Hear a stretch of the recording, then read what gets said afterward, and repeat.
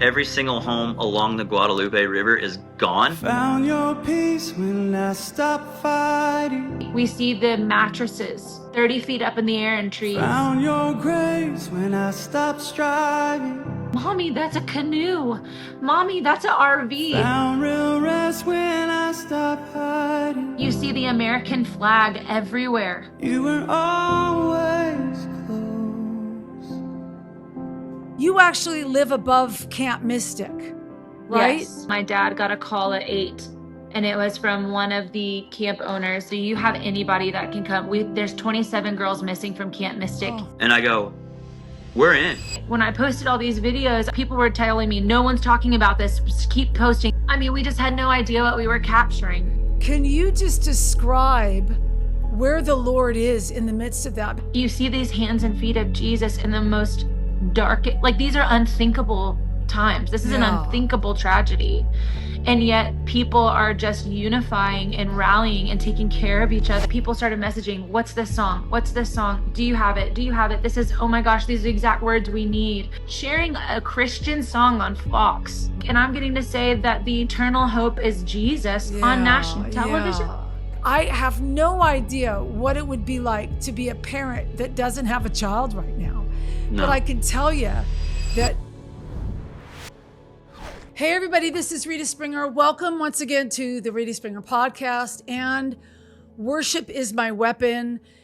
We have a little bit of a special podcast today. I kind of rushed around to do this because I felt like it was super important.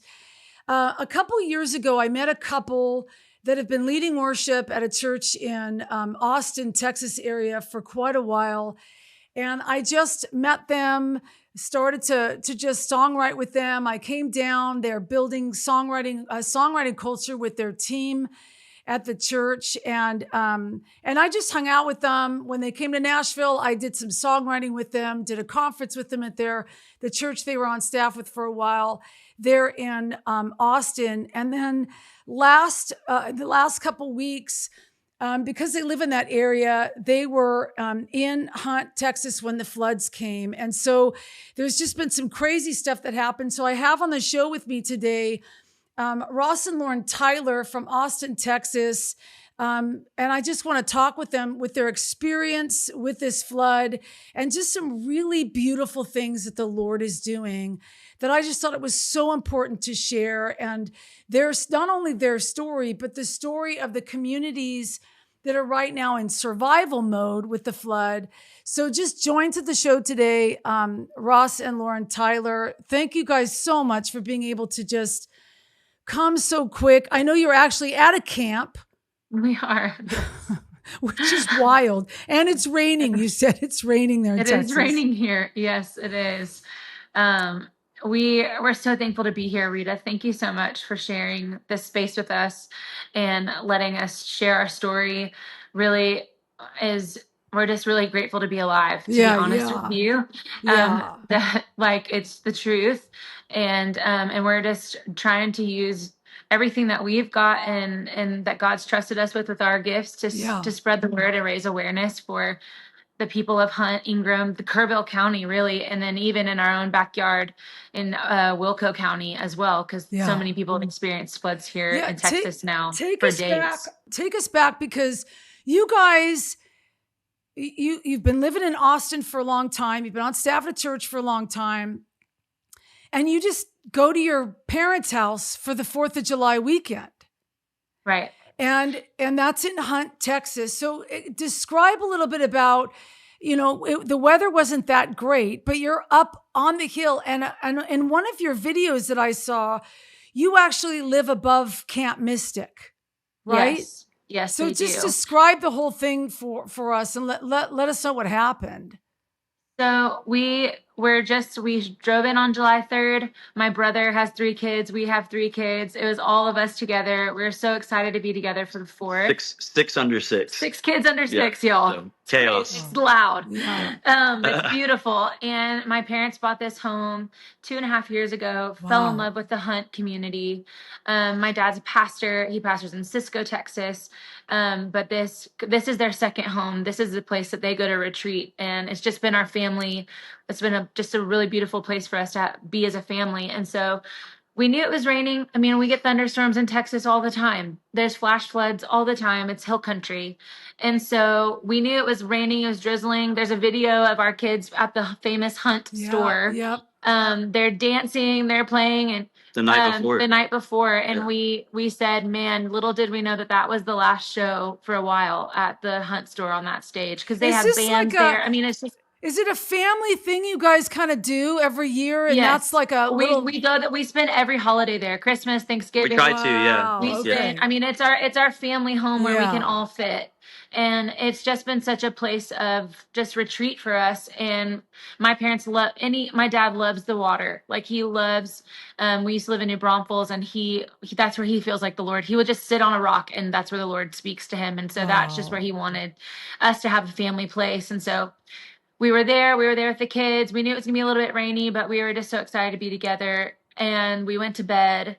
4 a.m. we lost power. But again, we're in the middle of the night. It was the most horrific thunderstorm we've ever heard. I've never heard cracking like that. And we were in bed. We were in bed, and all of our kids came in the bed, and we were like, "Man, this is a crazy storm." Rita, it sounded like explosions. I've never heard thunder sound like that. And I said, Lauren, it feels like we're in a war outside. It was wild. And little did we know, we hear the rain, but we didn't know the thunder was that crazy. So and so what we're thinking now is those are probably the sounds of the trees breaking. Of those, I mean, they're 100-year-old trees completely uprooted.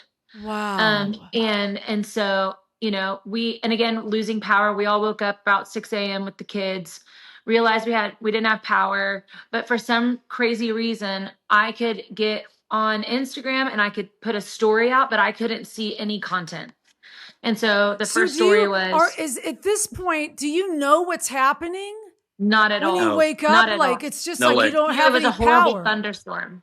Oh, we had no idea. Yeah. We had no idea until my dad got a call at 8, and it was from one of the camp owners of Camp La Junta. The all boys camp. They live next door. Yeah. It was the story, people have to read it, about the Eagle Scouts. They rescued every single boy. Wow. It's just unreal. These counselors are teenagers. Remember that. They're teenagers rescuing these babies. And so he calls my dad, and they're neighbors. And he says, Phil, do you have anybody that can come? There's 27 girls missing from Camp Mystic. This was that morning. This is the morning. That's how we found out. 4th of July morning. This is how we found out that it was, we're like, oh my goodness, something's going on. Because we had already lost power at like 3 a.m. So you can tell this story because you and my brother, y'all are the ones who started to try to get out there. Yeah, well, he comes over and he obviously is telling us kind of what's going on. And we're like, what do you mean? What do you mean? Because we don't know it's not flooding exactly where we were. It's just a couple 100 yards below us. Yeah. And so he goes, hey, there's 20 something girls missing from this camp, and we're gonna go look for them. And I go, we're in. And Lauren was kind of like, whoa, hang on a second. And I said, and then her brother is the one that said, he was like, hey, you know what? Somebody would do it for our kids, so we're gonna go do it for them. And so I was like, amen, let's go. So we just grabbed some, I don't know, they packed us a couple sandwiches and some stuff, and we left. Like, did you have equipment, Ross? Were you like... No, of course not. Like, I mean, I just set out on foot to go look for these kids. Yeah, no, it's literally pouring down rain still. I mean, we're in the middle of the part of the flood that's still, I mean, we're in the woods. There's it's not a subdivision. There's high fence ranches. There's no lights. So like, you have to think about that too. This happened in pitch black darkness. Right. Yeah. So what happened was, I mean, we get in the car and we're driving down our hill, which is concrete. We get to the bottom, which is gravel. Like, it's like a paved road. Yeah. But all the silt underneath the gravel that holds, you pave a road, but it's on dirt. Yes. All that dirt had been washed away. So our driveway, we had to build up rock just to get out of the driveway. 3 feet by 5 feet deep, gone. To go. And so little did we know, we didn't even get a quarter of a mile, and we are stopped on the road for us to just get out of our neighborhood. We couldn't even get out of the neighborhood because the water had been rushed over everywhere. Like the roads were literally There's gone. a video of that too, of Ross literally it was a skid steer. Skid steer, in the bucket of a skid steer because they had already flooded the ATV trying to get through the water, and it's rushing. How deep the water was, but there's a video of him in the bucket with David, and they're trying to get back across because they can't get over. That's when we realized we're flooded in. Whose equipment is it that you're trying to get through the river in that video? So yeah, so there's just some people that live at the bottom below us. They own like a tree service business. And so like people just around, they're like, hey, we have side by sides and 4-wheelers, and like, let's just do whatever we can do. Wow. Okay. And so, but what's crazy is like to get to these camps, it's one road, it's a one-way each way. It's just a small town. So, but it's 2 miles by road to get to Camp Mystic. But if we were to go, if we would have left outside the back of our house, I mean, that's where all the helicopters were. Like it felt like I could reach them, but we couldn't get to them because of all these high fence ranches and stuff. So we have to go by the road. And it's caverns, so it's like if you don't have rappelling equipment, how do you get down? Right. Yeah, we didn't have anything, and so we were like, we did what we thought we could do, and we realized we were flooded in, and that's when we're like, oh, this is very, very serious, because now we're stuck. We're also stuck with no power, no water, no electricity. And we thought at that point, you came back, you and Kyle, my brother, and said, I think we might be here for days, because the rush of, it was 5 to 10 feet of water in front of the homes. Well, and listening to them when we were down there, they were starting to tell us, hey, every single home along the Guadalupe River is gone, and the power lines were in the water. So we were looking around. I go, oh my gosh, we could be here weeks with no power or electricity, and we have 6 kids, just our own selves. I'm not even thinking about the people that just lost everything because we don't know anything yet. We're living in it. We have no clue. Clue. And so then when it's not raining, because it's still raining. Yeah. Mm-hmm. So when it's not lightning and thundering, we're like, all right, let's just get outside with the kids. Like, let's just be outside, let them play in the rain. Yeah. Trying to help them process their little. And so we all are outside, and we have a video of this too. I'll never forget this moment as long as I live. That's the first time we see all 4 of the massive black, like they're called the Black Hawk helicopters. Yeah. We see them flying over Camp Mystic, and we're like, oh gee, like we all just start praying. They're searching. Like, yeah. I think you can even hear on the video. We're just like, gee, like you just hear my dad, you hear my mom. We're just start praying. You see the medic, the red ones, there's probably 12 helicopters. But that's what was frustrating, is because I didn't know how close we were to the camp until I saw where the helicopters were, and it was frustrating me because I'm like, I can't help. Right. But then it's like right there, because like by that point, Rita, we didn't know, but nobody else can get in. We're so far deep into it. Yeah. Nobody else is going to be able to get into that camp. So like we are some people that maybe can help because we're already on the inside of it. But nobody besides helicopters is going to get those little girls. And we tried 3 or 4 times to evacuate ourselves. And we just kept trying to see if is the water receding? Is the water receding? And finally, it's around 6 o'clock where we loaded the kids up. We're like, how far? Let's see if we can get through in the trucks. And so when we started to drive, that's where all of our videos come from, where we finally are able to get past my parents. Like, again, these are it's all the woods. So we finally get to get out, and that's where we start seeing the wreckage and the flood. Until that point, Lauren, you guys have not, you don't have a clue how bad it is. Not at all. No, we don't know how high it got. We don't know how wide the water was. We don't know that it was, we didn't know campsites were gone. We didn't know anything. And so then we start driving, and we just knew girls were missing. We knew the girls were missing. And we start driving, and then we see the mattresses 30 feet up in the air in trees. We see clothes you're filming scattered all this. everywhere. Didn't you film all this stuff? We're filming it all. You hear our children like, "Mommy, that's a canoe. Mommy, that's an RV. There's cars." Crunch. Like wrapped around the tree because the water pressure is literally wrapped them. I mean, and then you see the American flag everywhere because it was the 4th of July. So you're just seeing these torn American flags everywhere. And we have no words, Rita. Like, we have no words. My dad, again, we just all start praying. We're like, we drive by the Hunt store and we're like, we just had dinner here last night. It's not even there. It's gone. Like the outdoor area it's gone. It's gone. Like, wait, where's this house? Where's those houses? Where's the pavilion? Where's the church? Where's the, like, I mean, we're just dumbfounded at the devastation and like seeing these camps just completely annihilated. And then my dad goes, we try to drive as far out as we can, and we realize that one of the bridges, the only people that were able to drive on them because they were so broken. Yeah. So I mean, asphalt looks like pieces of paper just thrown. Yeah. I mean, the force of water is just unbelievable. It looks like a tsunami went off because the water it says now 37.5 feet high, but then a half a mile wide. Hey, you guys, I just want to thank Amazing Life Foundation for making what I do here on this podcast possible. They are my rally team, my biggest supporters. Without Amazing Life, this podcast would not be coming to you. They've just got this insane team of editors. I've just had the best of the best, and I want to just give them a shout out. There's a lot of beautiful things that are coming out of Amazing Life Foundation, and I want you to stay tuned for some of those things. But I just want to shout out to them and thank them for making this podcast possible and bringing this podcast to you every Wednesday, and letting me do what I love to do.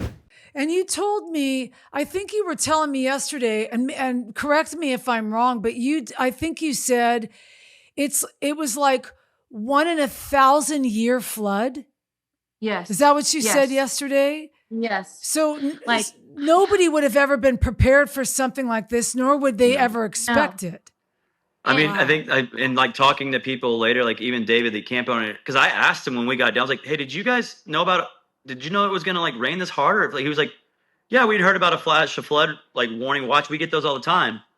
And they said like they said maybe 6 to 8 inches at the max, which is pretty normal for them from what he said. And then but it wasn't going to be that, so it's like, you can't predict this. No, you can't, there's no way of knowing. And so when we finally got to we finally got all the way to it's a Highway 39. It's a bridge that connects Hunt and Ingram, Texas. And that's when we realized, we're here for the night, because we couldn't drive at least because we couldn't. And they were, the only were these big tank vehicles. So then my dad goes, all right, let's turn around and let's drive. Let's go the other way. And we're gonna have to go back home, and let's go drive past to see the camps. And then that's when we passed the Army vehicle that has girls that they've rescued. Wow. And they were alive. Thank you, Jesus. Yeah, yeah. And I mean, we had no idea we were witnessing history. Like, no idea, seeing these helicopters. And like, what's been so crazy about my Instagram is when I posted all these videos, I was just trying to, like, people were telling me, no one's talking about this. Just keep posting. Yeah, no, we don't know anything about this. Please keep sharing. So then moms are texting me, oh my goodness, my daughter got rescued. I think that's the helicopter pilot that rescued her. Can you please put me in contact with their family? Oh my goodness, my daughter was saved. Thank you so much for praying for these updates. It helps me to see everything, because we can't be there. I mean, when we drove by Camp Mystic, we're seeing 35, 40 game wardens flying. I mean, they're flying. They're actively searching, actively looking. I mean, we just had no idea what we were capturing. We had no idea. I think that's the thing that's kind of like, I couldn't get over the fact that you guys have no idea what you're doing, because you're just there for vacation.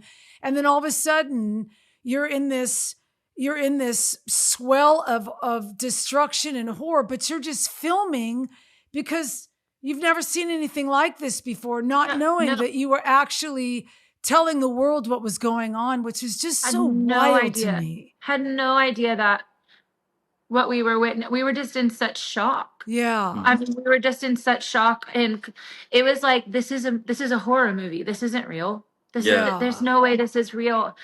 And we just start, we're just praying, and we're just trying to look around, and we're like, can we help anybody? Is there something we can do? Because that's when the moment we realized, oh, nobody can get in.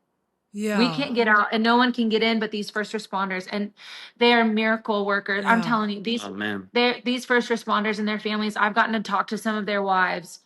My goodness, like, it's just, and pray with them. Like, hey, my husband's going out today. Would you please pray? Hey, like, I'm like, and also what they have to experience and see and seeing and enduring, like, the psychological trauma. And they're volunteers, a lot of them. Mm-hmm. Yeah. They're volunteers. These people are serving these families. You see the unity in the body of Christ in those moments is what the longer we're away from it, it's been over a week now. It's like, you see these hands and feet of Jesus in the most dark, like, these are unthinkable times. This is an unthinkable tragedy. And yet people are just unifying and rallying and taking care of each other. And I think that's what I wanted to ask you guys too, because when you're in almost an unbelievable, inconceivable thing and you're right in the center of it, can you just describe where the Lord is in the midst of that? Because when you're watching something like that happen on the internet, I was actually overcome by post after post in the days that followed of families that had just been devastated by the losses of these little kids. But post after post, I was just almost so moved because there was just this unity of like, thank you, Lord, that we had our baby this long. There was where there would have been, you would have thought that there was just anger and strife. It almost seemed like there was this holy thing that happened in the midst of something so heinous that as a parent, I can't even wrap my head around it. No, you can't. But it did feel like, can you just describe, because you guys in the middle of it, it felt like even what you were filming, there was just so much holiness and nearness of God in the midst of such devastation. We feel him so close, and we felt his presence so close. And that's where my dad, we were just talking as a family. It's like, he kept saying, I'm so grateful for the hope of heaven. I'm so grateful for the hope of heaven, and that we have eternal hope in Jesus. And I'll never forget filming, we're driving, and my dad's like, this is Camp Mystic, because we had never seen it before. Wow. And he was like, let's see how far we can go this way. Like, we were just trying, we were just navigating, trying to evacuate. We're just trying to navigate all this. But then when we got to Camp Mystic and we see what's happening, and I didn't realize again what we're filming, but there, you just felt the presence of God. I know that may sound strange to some, but it was like, because these camps have been rooted in the gospel. Some of these camps have been around since the 1900s. And so my parents love being a part, like being right there, but I can't miss it, because they'll hear the girls worshiping, 750 girls singing shout to the Lord, and they're sitting on their porch and they're hearing them worship. And so I just think about the years and years of worship being there on those. And all of those camps are Christian camps. All of them that are on the river, and whether they're recovery camps for addicts, or they're girls camps or boys camps and family camps. And so the history of God's presence being there, that's the only thing I can equate that to, is that God's presence was there because he's been welcomed for hundreds of years there. Right. And his peace that surpasses all of our understanding. That scripture means more to me now, witnessing what we've seen, being able to, and when we finally were able to cross the bridge Saturday afternoon or lunchtime, we finally were able to get over and get out and evacuate. I looked at Ross and I said, what did we just live through? Yeah. And I just started weeping. Yeah. Because I'm like, and then I go, should we have not left? Should we have gone back? Like, should we be helping? You just start feeling all that emotion. And I just felt the Lord was like, peace, just peace, Lauren, peace. I'm using you, peace. And so I just when I started posting, we wrote a song back in April. Yeah. Tell us about that. We wrote this song called Never Gets Old, and it's just about the presence of God, because it's like we needed that song in our season. Yeah.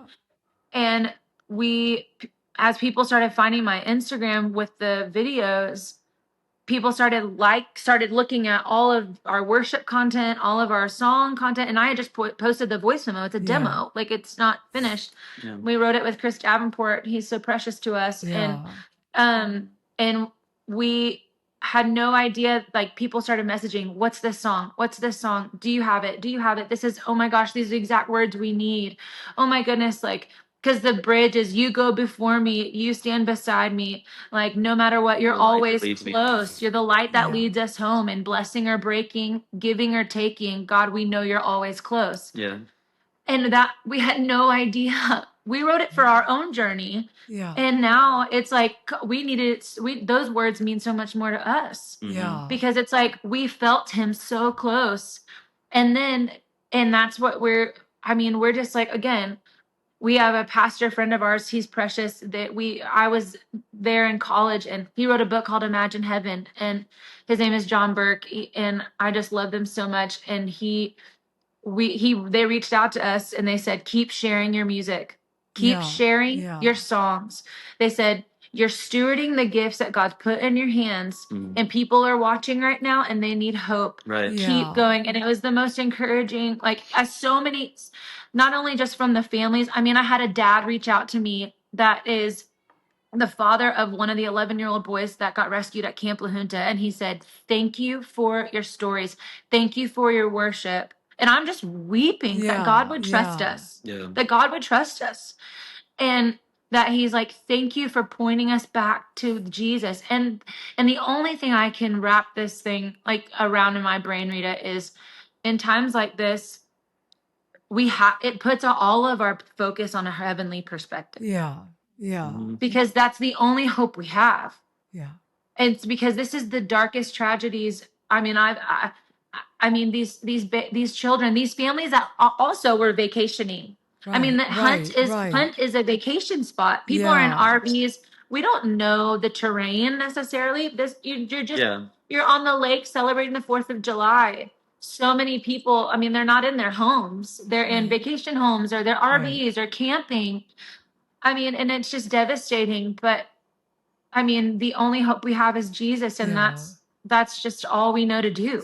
And we know to do is worship. Yeah, and I think that's our only response. That's something that was so precious to me, that, you know, a lot of times you guys have been doing this for a while. I know you just transitioned out of the church that you have cultivated songwriting and all kind of stuff with, but you know what it's about. You know what it's about to build a core team, to be doing worship every Sunday morning and corporate worship and all this stuff. And then you're just randomly writing a song about the presence of God and not knowing how the Lord's going to use it. I mean, as songwriters and worship leaders, we write to bring people into the presence of God. Hopefully that's what we're doing most of the time, right? That's right. And there's all these logistics sometimes that get in the way of worship, but I think I was so riveted by this fact that,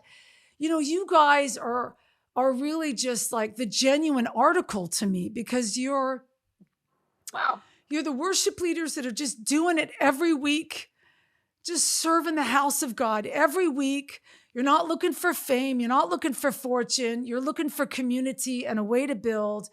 And I think that's what struck me when I met you guys. Is just like, you just wanted to like write songs and see God move and do things. And sometimes it feels like it's a job and it's work and all these things. But you just kind of purely write. And April, you're just purely writing, never knowing that simple song about the presence of the Lord is actually only really going to be launched in some of the most devastating, moments that hundreds and hundreds of families are going to experience. But the Lord, like the precursor is the Lord's like, no. What they don't know is that song is going to be the candle that I light for this person or this. And I think that's where, I call this podcast Worship is My Weapon. And I'm like, there it is. Yeah, There it is. it is. That's why it's a weapon. And that's what's so crazy is too, like whenever I got called, like the local station in Dallas wanted to talk to me about just our story. Yeah. And I just shared our story. It wasn't about music. It wasn't about anything. And her name is Lori Brown. She's so precious. We've still been in contact. And she said, I'm sorry I didn't get to prep a lot after we had just recorded our Zoom. She was like, is this your music? Is this a song? Is this? What are you like? She was like, oh, we were just sharing our story. It was not about music. It was just about the fact that we survived this and sharing our perspective, and to see the Lord be like, no, this is what, like, we haven't contrived, we haven't strived, we haven't done any of that. It's been purely out of a place of like, okay, here's the story we want people to know, to continue to bring awareness for these families, for these camps, for these camp owners that, long gone will the news and media will move on to something else. But these people, this is the beginning. This is just the beginning of a road of healing, a road of recovery, what from mental health to physical to rebuilding their homes, these camps. I mean, everything. And so the fact that she was messaging me going, is this the song? Can we? And then when I go to watch it, when we watch it at 6:00 that night, and then they start playing the song as and I'm like, Ross, like, what is God doing? Yeah. And then she said that this has become like sharing a Christian song on Fox. Right. Yeah. Fox Dallas. Yeah. Then ABC calls, and I'm like, what? ABC New York. Okay. You're like, and I have and then we're getting to speak, and I'm getting to say that the eternal hope is Jesus on national television. And they're using our song, playing our song, and I'm just like, God, this is you. Like, only you can do this. Yeah. No, like you. And then a girl texts us asking, hey, can we mobilize a worship night at the Georgetown Square? Yeah. And I'm like, okay. And we mobilized a worship, like prayer and worship night in less than 24 hours. And it grew my faith so much, Rita, I can't even express to you. Like, we mobilized, God made it. We didn't need a permit. We didn't have to, the city was like, do it. Just whatever you need, do it. Just do it. Wow. And we had our friend, his name is Blaze Raculia. He's precious. He has a church. He was like, I got all the equipment. Let's do this. We've got the equipment. I had texting my friends, Beth, texting all and I'm like, can we pull this off? They're like, yep, the band guys. They're like, we're there. And 350 people show up. We gave away 65 Bibles. We prayed for people. Wow. People accepted Jesus. I'm like, God, you're everywhere, and you're so close. And I feel like we're just in awe of him. Yeah. You had posted too that the reason that you gave Bibles away is because you kept hearing from people that they had lost their Bibles in the flood, right? And I don't know if there's something to this, but there was a lady that she was at Heart of the Hills camp, and she said, she's like, I'm so thankful to be alive. She sent this to me, and she said, I'm so thankful to be alive, but I lost my Bible in the flood. Wow. And she's like, I know that may sound trivial. She's like, but I just love, she's had it for years and years. You know, I'm a highlighter. I'm a scriber. I've got Post-its everywhere. Yeah. And I just had this thought, and I was like, Holy Spirit, is this you? And it's like, okay, is there something about not bringing a new Bible, but is there, like, I'm a Bible collector. Unfortunately, I have a habit. And I'm like, but it's notes in there. And I'm like, is there something to giving people a Bible that was ours to give to them? Because now it's like, okay, the highlights that I've highlighted now will speak to them. Then it's like, okay, Lord, how are you Right. even using me in that moment to where something's speaking to me and I've highlighted it years ago Right. that you knew someone else is going to need Yeah. now. Yeah. And so I don't know if there's a campaign for that. I don't know if there's Yeah. something, I don't even know, but I just felt the Lord say that. So we literally, It was beautiful. we went and I texted all my friends. I was like, I don't know if we can get Bibles in time. We bought a case of Bibles from a company. And then, but everybody brought their own, like, old Bibles. A friend of ours, he brought his father's Bibles that he's passed away. He brought his father's Bibles and was giving his father's Bibles to people. Wow. And then we went around the square, the teenagers, our precious teenagers that were there helping us serve. They went around the whole square passing out Bibles to people. And we're like, God, you're so faithful. You're so kind. And it's just been, again, we're just in awe of him, of what he could do and what he's doing. Yeah. So, hey guys, I want to just take a little segue here and tell everybody and get the word out about the new community and tribe that I am in the middle of right now on ritaspringer.com. If you want more content, I've had a lot of people ask me for, when are you going to do this? And when are you going to do that? And when are you going to do this? Well, I have created a platform on my website under the tab community where you will be then taken to tribes. And I am inviting you to be part of my tribe. On that, there is a subscription tier that you can subscribe to where you can get different content. We are doing Bible studies and daily devotionals and throwing some cooking shows in there on my favorite recipes and doing mentorships and songwriting things that we're going to be uploading this year. So if you want to be part of my tribe, part of my community, please go to ritaspringer.com, click on that community tab and join my community.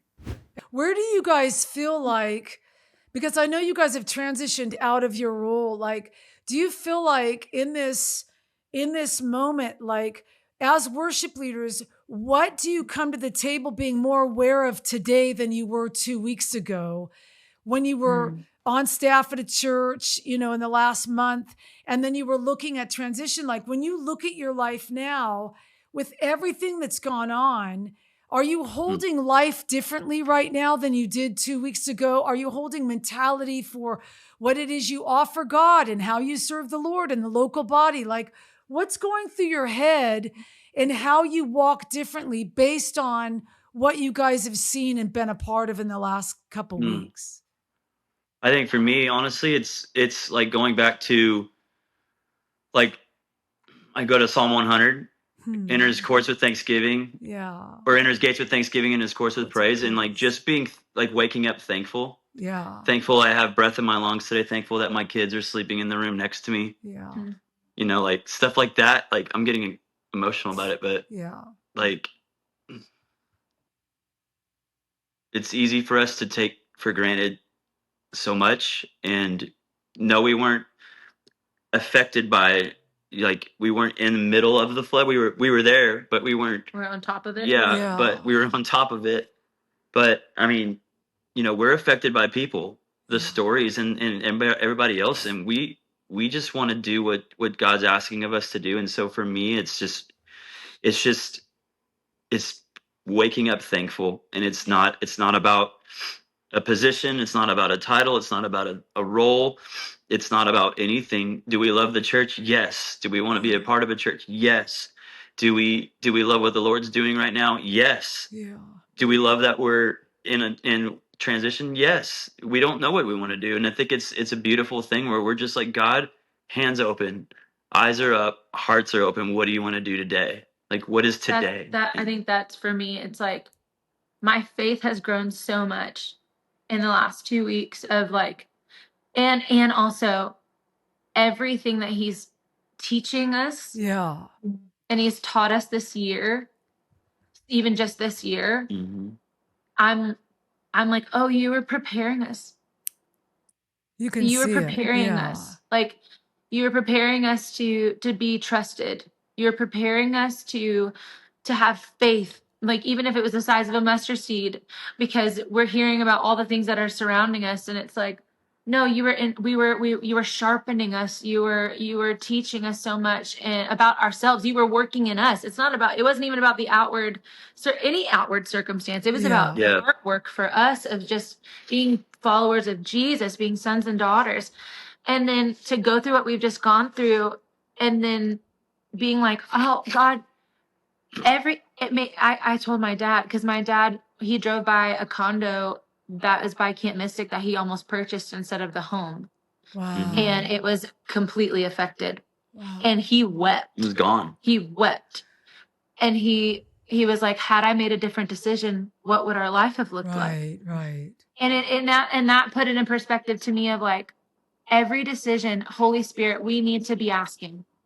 Yeah. Holy Spirit, again, and it's not saying that like he uses all of it. All of it. Yeah. But it's like he uses everything. He knows our plan. He knows why he wants to use us, And so it's like all of our lives are in his hands, but it keeps me focused on heaven. It keeps me focused eternal, like truly living for eternity. Yeah. What I'm doing today is that depositing eternal reward, or is that depositing today reward? Like, and whether that's loving my babies, whether that's writing a song, whether that's leading at this camp right now, and so it's just everything. But I'm just grateful that what it's done for us is it's just made us appreciate even more, and knowing and asking the Lord every day, what do you have for us? What's our assignment? Yeah. Because it may be 10 years in the making, it may be 20 years in the making, it may be 2 weeks in the making. Yeah.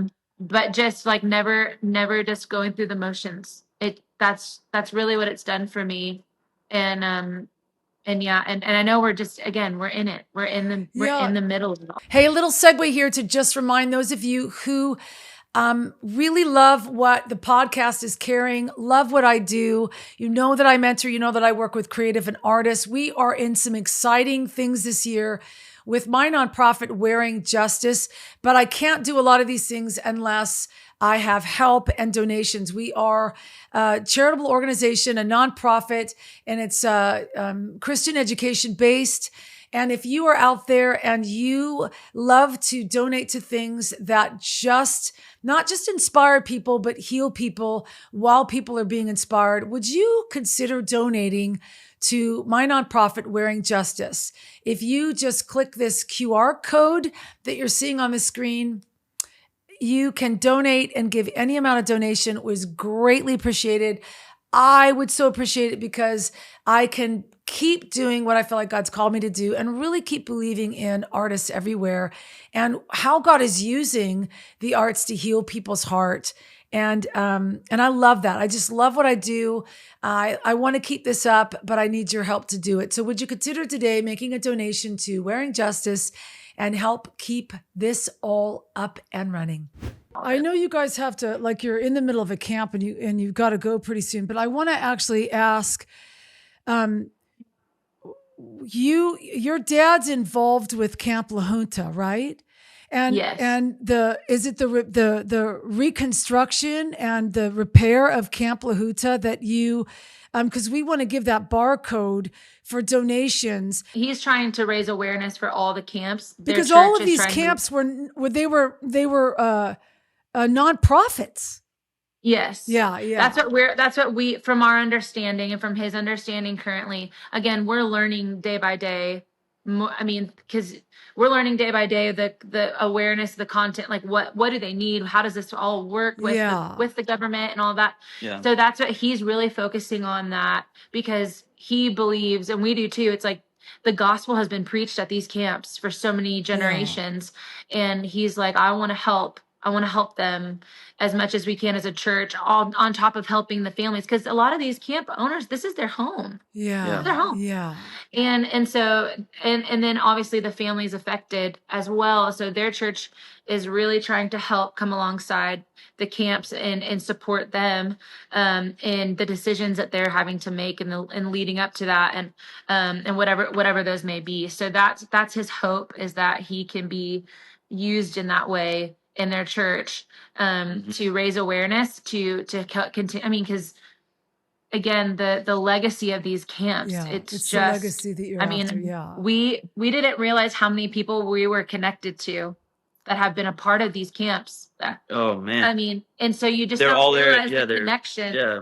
of what God's done in people's lives over these generations. And so that's where he feels God's really leading him and to help in these coming days, as well as supporting families right there, because he is a resident of Hunt, Texas. Right. And so he's like, whatever I got to do to take care and help in the gifts that he has to steward.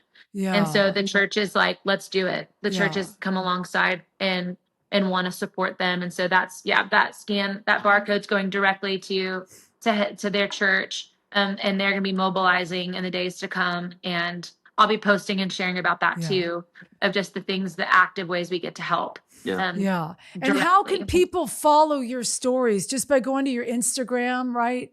Yes, just Lauren Ashley Tyler. That's where I've been posting everything. And we're just gonna do what we know how to do. We're posting worship clips, just trying to encourage people. Hopefully we'll get this song out soon. Well, and the goal too, like we did this Georgetown event. It was beautiful what we did in the 20 something hours that we did it. God's wild.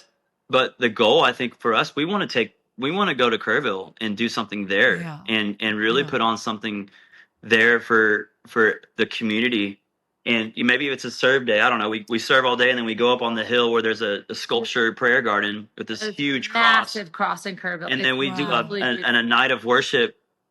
And maybe you come, Rita. Maybe we bring in people and stuff. And it's like, hey, let's just raise money and give back as much as we can to this community. And get to pray with people. We prayed with moms that were nervous to send their kids to camps. I did a post about that of like, you know what? Use your discernment, but God has not given us a spirit of fear. Right. Because my life was changed at church camp. Like as a child, as a teenager, so was mine. God changed me, and it's like, those are pivotal marking moments. Right. And it's like the enemy would love to destroy this generation's pure. I mean, they're hungry for something real, something honest, and that's the presence of God. And so he's going to do anything he can to put fear in the hearts of people. And we got to pray with so many families that at the worship night in Georgetown. And they were like, I feel so much better. Like I'm going to send my kids. And being here the week after being at a camp, it started raining. And be honest with you, like you have those fears. Right. And I'm like, God, you did not give us a spirit of fear, but of love, power, and a sound mind. Use with my sound mind, give us discernment, give us wisdom, Lord. And again, this is a tragedy. There's it's so hard to say this. It's like, it's no one's fault. You can't predict. This is, like I said, you said it, it's a 1 in 1,000 year flood. And it's something that we have to learn from. And then we have to help. We all need each other to move forward and heal. I was doing a podcast last week, and we were talking, I was talking a little bit just about the need for God in times like this. And this isn't like something that you could blame on somebody that walked into a shopping mall and unloaded, bullets on, those kind of stories. The only one that controls the weather is God. And so there'd be some people who would be like, well, God knew this was going to happen. And I always go back to, maybe so, but God knew that there's something that's glory in the middle of such tragedy. And there's part of me that's like, what is God doing that the greater picture we have not yet seen, but nothing produces community and unity and purity and holiness when we get together and become the hands and feet of Jesus together. And I'm seeing that all over. I'm seeing it happen with your videos and how it's connecting people and giving people voice. And it's like, I see God more in those things than sitting down wondering, why would God allow something like this to happen? Right. Which some people can get hooked, they can get kind of locked in on that and pull away from the Lord. But if you allow yourself to feel what is happening, that God is found, the mercy of God is found in the midst of such devastation, where there are no words and there's no language. I mean, as a parent, you guys have kids. It's like, I sent Justice to camp every year in Texas. And I just am like, I have no idea what it would be like to be a parent that doesn't have a child right now. No. But I can tell you that there has to be more of the power of Jesus in the midst of that than any other place in any other moment. Yes. And He's the only way we get through. That's the only way we get through it.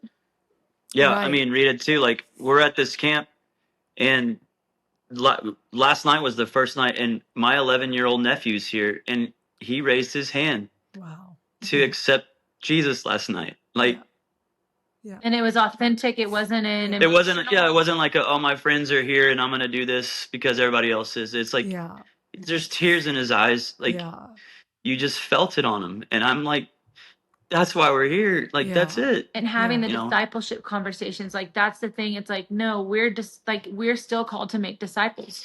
We're still here on this earth with breath in our lungs. Mm-hmm. We are all called to make disciples using the gifts that he's given us to steward. Yeah. And, you know, again, my dad, I just think he's one of the wisest people. And he always would tell, when I asked him, I sat with him, I said, Dad, as a pastor, what do you say in this season? Like, what do you say to us? Language, what do you? Yeah. Like, and he said, Ecclesiastes 3, Lauren. Like, he goes, there's a time for everything. He said, there's a time to laugh and there's a time to cry. There's a time to die. There's a time to live. There's a time for peace. There's a time for war. And I'm just weeping. We're just sitting up at 11:30 at night talking in his home. And it just, I was like, you're so right. You're so right. But then also going back to what you said about people saying, blaming God for this. It's like, okay, but there's also the free will of others. There's our free will. It says that the enemy is the prince of the air. It's like this is not our home. This is a fallen place. And that's the only way I can wrap my head around not blaming the Lord. And being like, God, you will use anything. Yeah. You will restore what the locusts have eaten. Like that's who you are. And it's in your nature, you know, and that's all I can hold on to. I mean, you guys are like right in the middle of it, but for those of us that are just watching kind of this stuff happen, man, the thing that just blows my mind is the power of the testimony. And you've got all of these people, hundreds and thousands of people giving food, hiking, going through the rivers, bulldozers. I mean, there are thousands and thousands of people that become part of the community that nobody knew would be there, 3 days before, all of a sudden come together. That is so powerful to see that community come together. And you're talking about first responders. To me, that's just like, I mean, it's almost makes me speechless. I'm like, there's the Lord. Like, there's the Lord. Yes. Yes. And then there's these beautiful moments that I've had, like, social media can be such a dark place. Yeah. But yet God is even using that now. Like I met a woman who, she started her nonprofit with the LA fires of rescuing levees. Like we were talking to the camp owner here, because the camp owners, I mean, all the camps around in this area, they're close. And he said that one of the girls at Camp Mystic, her job was she took all the levees and put them on the top bunk, because all the girls, they're 8-9-year-old girls. Yeah. And she said, they were like, please put our stuffies, our levees on, like we have to save them. I mean, imagine the brain. And so this woman, they're finding levees in the wreckage, and she's washing them and cleaning them, and then or replicating or sewing and replicating to try to find so that if a parent lost their child or anything, that they're getting their child's levee. And then I had another girl message me. She said, Lauren, she's like, I feel helpless. I want to do something. I've never met this girl. So this is social media only. Yeah. And she's like, but I know that coloring and art and crafts, that calms my children when they're going through something. She's like, I just feel like the Lord's telling me to do something. I said, listen, just go. Do it. Well, little did I know, she says I think it's called Color for Kids USA. I'll send it to you. she just starts mobilizing, getting people to donate crafts and colors, supplies. Wow. Little does she know, she contacts Hunt ISD. They already had an event scheduled for this Thursday at 4:00, but they had no supplies. Wow. And she's weeping to me. She's like, Lauren, she's like, I had no, like, God knew, the Holy Spirit was speaking to me to do this piece, to be this hand, because the foot was already doing something. Right. And it's like, and people may think that's insignificant, but it's like, no, it's not. that's the power of the Holy Spirit using the community and the unity of all of us. Yeah. It's just beautiful. And I'm like, That's the God, better story. you show up in the darkest times. Yeah. And you shine your light on everything. Yeah. And again, I just don't want to ever stop sharing about his goodness and his faithfulness in times like this, because where else do we go? Yeah. Right. There's nowhere else to go. There's no other hope than him. Yeah. So that's our heart. Thank you guys so much. I know you got to get back to your camp, but thank you so much for just spending the time to talk and just even get the word out. Yeah. I love you guys so much. I believe in you, and I just believe in what God's doing in your season. So just, be blessed and stay safe. Thank you. Right? We love you. Okay. Love you guys soon. too.